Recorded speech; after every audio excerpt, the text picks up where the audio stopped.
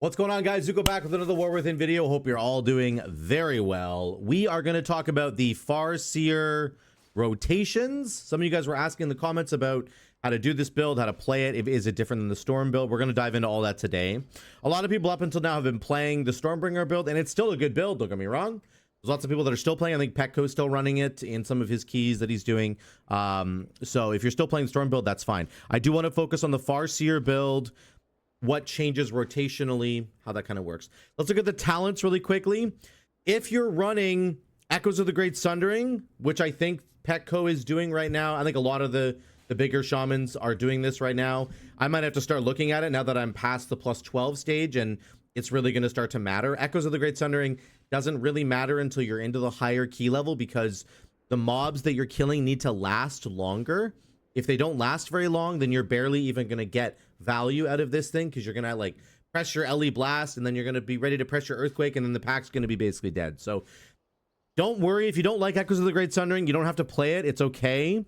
If you do play Echoes of the Great Sundering, just remember the only rotational difference is that you have to be weaving in your single target spender and then your AoE spender, right? So you have to press Earth Shock into Earthquake or LE Blast into Earthquake every single time. If you can't do 2 Earthquakes in a row.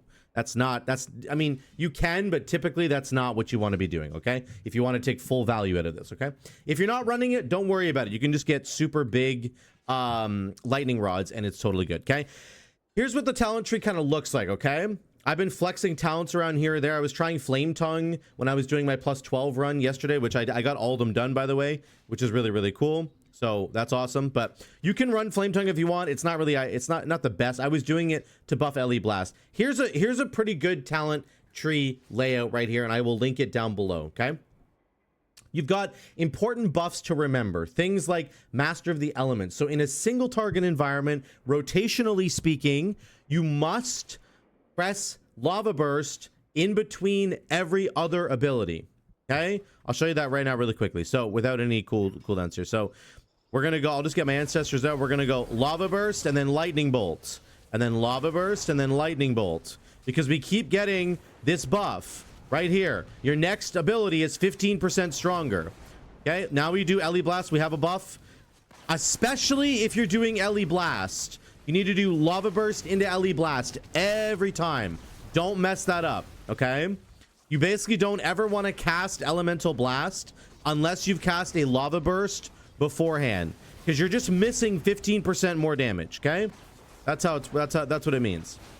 So on single target, remember Lava Burst into something. Lava Burst. Here, I have an LE Blast ready. I'm going to go Lava Burst into LE Blast. Ideally, you want to do that every single time, okay? And it will make your other abilities hit a lot harder, which is really cool. Just keep that in mind, okay? Number 2, Power the Maelstrom. It's kind of just going off in the background all the time. You're not really going to notice it, but it's actually very strong.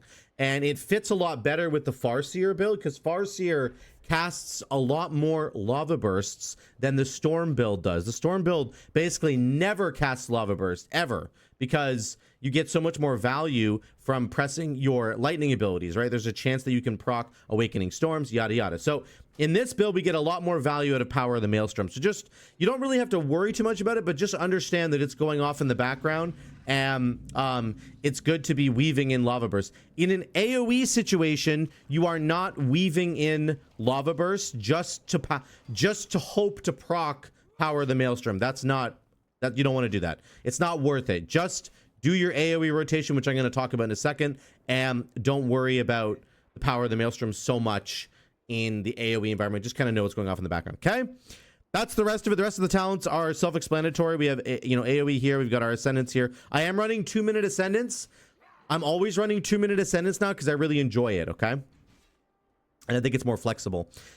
In terms of Farseer, we're running Routine Communication and Ancient Fellowship. This is basically the pure RNG short Farseer build. It's not the long one, it's the short one. So your ancestors are only up for 6 seconds, but you have a chance to get them all the time. Versus the other build, which would be Heed My Call, Latent Wisdom, which gives you 10-second ancestors, but you have no chance of ever spawning additional ancestors. So we're going to do the RNG one. I think it's the better way to go. Okay, just so you know that. And then we're going to get into the rotation here, okay? So basically what you want to do on pull, and if you're wondering, I have a tracker here. See this tracker in the bottom right? This is going to show you what I'm casting, okay? This is TrueFi GCD for any of you guys who want to... Oh, frick, I just messed it up. Whatever. We'll just send it for now. So just know that you can see my abilities being cast here, okay? Here's how this is going to work. Basically, if you have Ascendance up, you don't have to worry about spreading Flame Shocks at all. But I would just get into the habit of dropping Liquid Magma Totem at the beginning of every single pull. Don't think about whether or not you have Ascendance, because Ascendance is going to add Flame Shocks for free, which then gives you allows you to do your Primordial Wave combo and get a big haste window, right? In every single AoE situation, you're trying to get as many Flame Shocks out as possible so that you can do a big Primordial Wave and get a huge haste buff. That's what you're trying to do, basically, okay? At the beginning of every pull. Just get used to dropping Liquid Magma Totem. You can also do Totemic Recall into a second Liquid Magma Totem on the same pack. That is a viable strategy. And Liquid Magma Totem actually does a lot of damage. Don't sleep on this thing. If we look at my keys that I was doing, I did a 12 Grim Batol. What did we do here? We had Liquid Magma Totem was almost 4% of my damage overall. So it's actually doing damage on top of adding Flame Shocks, okay? So just keep that in mind. Here's what we're going to do. At the beginning of every pull, we do two things. You got the setup phase and then the execution phase. The setup phase consists of Stormkeeper, your Storm Elemental, your Liquid Magma Totem, and then your Primordial Wave Ancestral Swiftness combo, okay? You want to set all those things up, and then you're going to go Ascendance. You're going to press Ascendance, and Ascendance is the trigger. It's the go button for the execution phase. So phase 1 is the setup. That is Stormkeeper, our Ellie, Liquid Magma Totem, and then Primordial Wave Ancestral Swiftness. That's the setup. And then we press Ascendance. Excuse me, sorry. We press Ascendance, and then we go. And then we're going to go, and I'm going to walk you through that. Again, watch my casts as I'm doing it. Here we go. Stormkeeper, Ellie, Liquid Magma Totem, Primordial Wave, Ancestral Swiftness, Ascendance. Then we go Lava Burst into Earthquakes, get some Earthquakes down. Then we consume our Chain Lightning. You want to get Earthquakes down first. Then we're just going Chain Lightning, Earthquake. We got an Ice Fury proc. We're going to send it. And then we're going to go Chain Lightning. The reason we send our Ice Fury proc is because it generates a lot of Maelstrom, okay? Chain Lightning. We're outside of our Ascendance phase now. That's okay. Okay, now we're going to do our Liquid Magma Totem again. We have our second round of Ancestors coming up. You want to make sure you do these abilities at the same time. So we're going to go Ancestral Swiftness, Primordial Wave, Lava Burst. Then we're back into a haste window. I shouldn't have moved there. That was a huge problem there. Okay, there we go. Get some Earthquakes down. Always try and get multiple Earthquakes down before you do your Chain Lightning, because you have the big lightning rods. See all the lightning rods there? And then I'm going to consume my Ice Fury again. Another Earthquake, another Ice Fury. We'll do another Earthquake. See how much Maelstrom that generates? We have a big Stormkeeper. Get our Liquid Magma Totem down. Okay. I am going to Frost Shock to generate Maelstrom. Another Earthquake into a big Chain Lightning. Our Ancestors are back. Primordial Wave, Ancestral Swiftness, and then we go back to Lava Burst. Then Chain Lightning, and that's how it kind of works, okay? Rinse and repeat. Oh, we got a bunch of Aftershock procs there. That's huge. Look at all the Earthquakes down. You want to get as many Earthquakes down first before you end up consuming them with Chain Lightning. Oh, there's an Ascendance proc. Nice. We do triple Earthquake here into Chain Lightning. There we go. That's a quick little thing. Try and fit Chain Lightnings and Earthquakes into your Ascendance windows. Very important that you do that. Okay. There's a damage breakdown. Our Ancestors are there. Chain Lightning, Earthquake is primarily what you're looking at. So again, phase 1 is what? It is Stormkeeper, Elemental, Stormkeeper into Ellie, into Liquid Magma Totem, Primordial Wave, Ancestral Swiftness. Then we go Ascendance, and Ascendance is the trigger for phase 2. It's the go button. Okay, we're gonna do it one more time. I'm gonna do it really quick. I'm not gonna say too much. I want you to pay attention. Okay, I'm gonna do it pretty well. I'll try and walk you through it. I'll try and say something, but we're just gonna do it fast here. Ready? We're gonna do it with Bloodlust. I'm gonna show you how crazy this gets. Are you ready? Here we go. Bloodlust into Stormkeeper, Ellie, Liquid Magma Totem, Primordial Wave, Ancestral Swiftness, Ascendance, Lava Burst, Earthquake, then Chain Lightning, double Chain Lightning, big damage, 6 million right now. It's almost 7 million DPS. Chain lightning. Keep it going. There we go. Another earthquake. Okay, now we're out of ascendance. I consume my ice sphere. I'm going to consume my frost shocks. Okay, then we're going to go another earthquake. Our liquid magma totem is back. Let's bring our liquid magma totem back and do it again. That was with totemic recall. So we have double liquid magma totem down. Our ancestors are back. Primordial wave, ancestral swiftness, lava burst, ice fury, chain lightning, earthquake. Get all the lightning rods out. Okay, and then we consume with chain lightning. Lots of chain lightning. Okay, that's a general rule for how you want to do things. Okay, it's not going to apply in every single situation necessarily, but generally speaking, this is what you want to be doing in an AoE. Okay, remember, there's a setup phase and then there's an execution phase. Stormkeeper, elemental, liquid magma totem, and then your primordial wave ancestral swiftness combo. That's the setup phase, and then ascendance is always the go button. Okay, let's do single target here. We're gonna look at Kelp Fist. Wait for my cooldowns to come back. Remember, on single target, it is quite different. Okay, we are always weaving in lava bursts in between our abilities. Always in between our abilities. Now, if you're wondering, like, what's the difference, Zuko, with the ancestors? Like, what are you doing differently to play around the ancestors? The answer is basically nothing. Okay, I'm just doing my regular rotation while having the ancestors out as much as possible. So I'm not trying to min-max like every single spell when the ancestors are up, because we have the RNG build. We always have an ancestor up. Look at my uptime on ancestors here. Their uptime there was 63% in AoE. Now that's a really high number. In the average number I get for dungeons is around 45% uptime, but that's still a really high uptime. So you don't have to play around them. Just know that they're going to be there in the background. You don't really even have to think about them. Okay. And that's kind of the nice thing about this build, to be honest. Okay, let's do the single target rotation. Again, the setup phase. It's the same thing. Okay. You don't always have to use liquid magma totem, but liquid magma totem actually does damage. So I would just get used to using it, to be honest. Okay, let's try it again. We're going to do Stormkeeper, Elemental, Liquid Magma Totem, and then we go Primordial Wave, Ancestral Swiftness, and then we go Ascendance. And then I'm going to walk you through the single target, how it goes, okay? Remember, we're weaving in lava bursts in between. Here we go.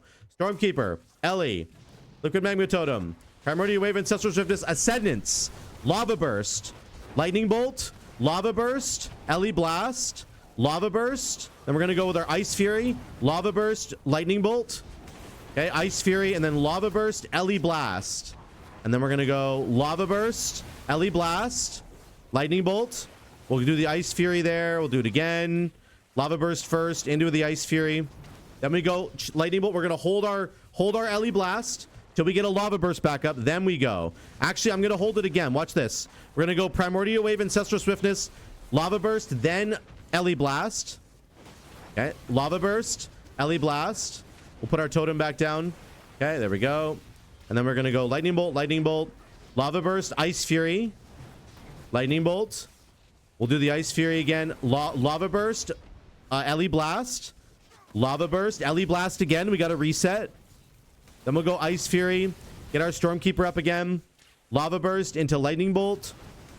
Lava Burst into Ellie Blast with our ancestors. Oh, that's an Ascendance proc. Lava Burst, Ellie Blast, Ice Fury. Try to fit as many spells. Try to fit as many spells into an Ascendance window as you can, always. Okay, we're going to go Ice Fury here. Lava Burst, Ellie Blast. Lava Burst, Lightning Bolt. You see the pattern, right? We'll get our Elemental out again. We'll do one more round here. Let's do some Lightning Bolts. Our Lightning Bolts will get our buff rolling. Our Elemental buff here, okay? Then we go Lava Burst into Primordial Wave, Ancestral Swiftness, Ellie Blast. Then Lava Burst, Ellie Blast. Lava Burst, Ellie Blast. Lava Burst, Ellie Blast again. Then we consume the Ice Fury. That's how you do it. Look how much damage we're doing. It's actually not bad. Then we're going to get out of here, okay? Everybody understand that? Do you see that? What's going on there? I hope I mean, I said it a million times, so I'm sorry if that was annoying, but you can see here's the damage here. It does a lot of damage, and again, if you're doing the proper weaving, you're going to get way more damage from Master the Elements. One really important thing to remember with Farseer, this is what's really, really critical about Farseer. You get a 30-second Ancestral Swiftness, and the Ancestral Swiftness makes any spell that you're using, the next spell that you use is going to be instant cast. using Elemental Blast with Ancestral Swiftness is such an amazing combo. It really helps to alleviate the difference between Earthshock and Ele Blast, right? Earthshock is instant cast. That gives it a huge advantage over Ele Blast. But every 30 seconds, you can make Ele Blast instant cast. And as you play this build more, you will start to understand every single time you use Primordial Wave and Ancestral Swiftness, you're going to want to try to spend that Ancestral Swiftness on an Ele Blast. It's always worth it to do that. And remember, Primordial Wave will give you an instant cast Lava Burst anyway. But if you press Primordial Wave and then Ancestral Swiftness and then press Lava Burst, the Ancestral Swiftness will be consumed on the Lava Burst. So you don't want to do that. You always want to try and hold your Ancestral Swiftness for a Ele Blast. So just like this, I would go Primordial Wave, Ancestral Swiftness, Ele Blast, then Lava Burst. So just keep that in mind. That's a little niche thing that you're going to have to work on if you're new to the spec, or if you're just returning and you're trying to figure it out. Remember, you must spend your Ancestral Swiftness on Ele Blast as much as possible, because it makes the spell way better. It bridges the gap between how good this is versus how good Earthshock is, right? Earthshock is less Maelstrom and instant cast. This is more Maelstrom, not instant cast. If you can make it instant cast, it's amazing, right? That's a big difference there. Okay, that is how those rotations go. I hope this helped you guys. Remember, the setup phase is Stormkeeper, your Ele, Liquid Magma Totem if you want to, and then Primordial Wave, Ancestral Swiftness. That's your setup phase. And then Ascendance marks the beginning of your execution phase, where you're just going crazy. Once you're inside Ascendance, if you're in an AoE situation, get your Earthquakes down first so that your Lightning Rods are on as many enemies as possible.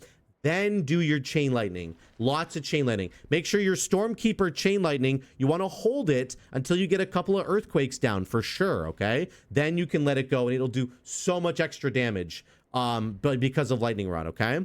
That's how that works in AoE. In single target, remember, Master of the Elements. We're weaving Lava Burst in between every single spell. It might sound a little annoying, but that's what you want to try and do, okay? Let me know what you guys think in the comments down below. I hope this helped you guys. Thank you so much again for watching. If you have any questions, let me know in the comments as well, and I will see you in the next one.